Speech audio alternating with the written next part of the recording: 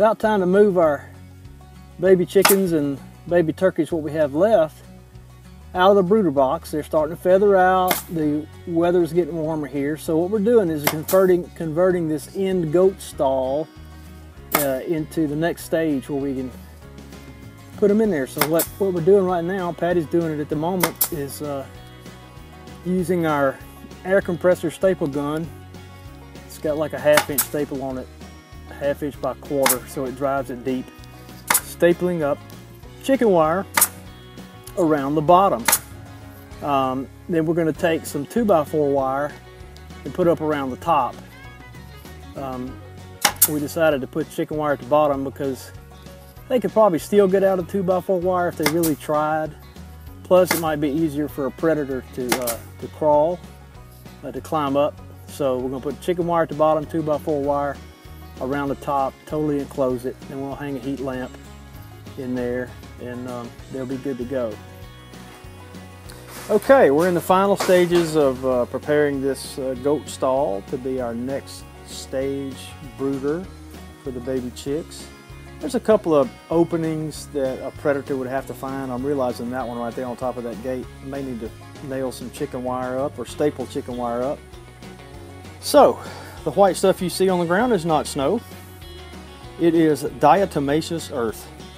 We are big believers, big users of diatomaceous earth, food grade diatomaceous earth. I'll let you Google diatomaceous earth. Here's how you spell it. But it's basically made up of bazillions of microscopic skeletal remains of little critters called diatoms. And it has a killing effect on predators, because, not predators, parasites. Well, I guess you could call a parasite a predator. Huh. Anyway, these, their little microscopic remains are like billions of tiny razor blades. And so when they're ingested by parasites, it kills them.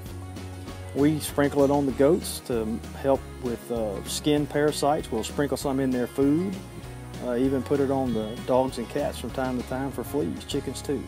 And yes, we'll sprinkle it in the garden. And we found that it works. There are some folks who disagree, but hey, anecdotally, we like it. So what I'm going to do now is I've got another bale of pine shavings that I'm going to sprinkle on top of this. And then we got to hang the heat lamp, rig up a few perches, roosts for our young chickens and turkeys, and they'll be ready for their new apartment. Okay, pine shavings are down. So we've only got a couple other steps. We're going to get some roosts put up in here, get to hang the heat lamp. Let me show you these pieces of wood we still have on the fence over here.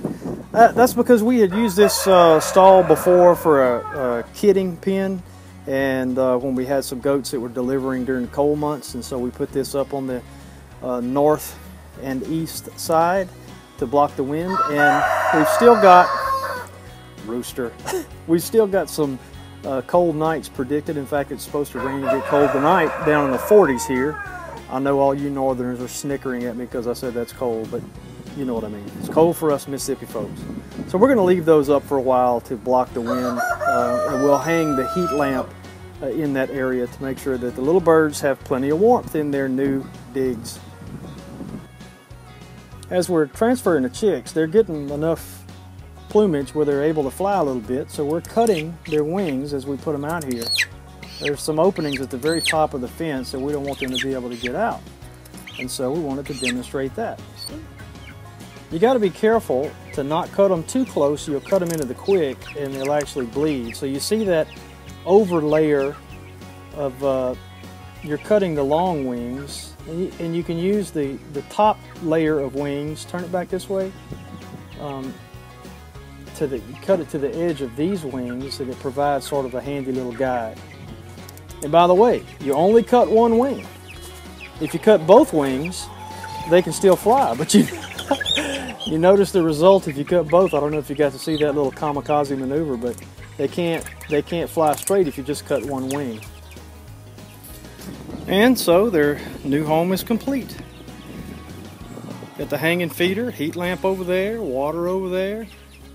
We've got some couple of roosts set up for them that they can reach easily, even with their short clip wings. And they're all hanging together. They haven't spread out yet. They're still kind of feeling a little hinky about the new quarters, but it won't take long. They'll branch out and start exploring. So anyway, we feel good about it. Glad to have that behind us.